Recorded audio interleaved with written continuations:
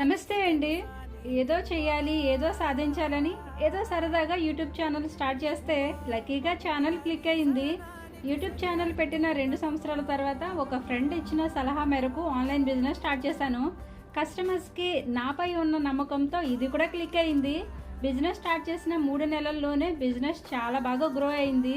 మీ అందరి బ్లెస్సింగ్స్తో business start చేసిన కొన్ని నెలల్లోనే ఒక స్టోర్ కూడా కట్టుకోగలిగాను. స్టోర్ కట్టక ముందు ప్రోడక్ట్స్ తయారు చేయడానికి, ప్యాకింగ్ చేయడానికి, రా మెటీరియల్ స్టోర్ చేసుకోవడానికి చాలా అంటే చాలా ఇబ్బందిగా ఉండేది.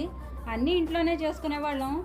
ఎన్నో ఒడిదుడుకుల్ని తట్టుకొని అప్ అండ్ డౌన్స్ని ఫేస్ చేసి ఫైనల్గా తయారు చేసే ప్రతి ప్రోడక్ట్ ఒక బ్రాండ్గా నిలిచింది.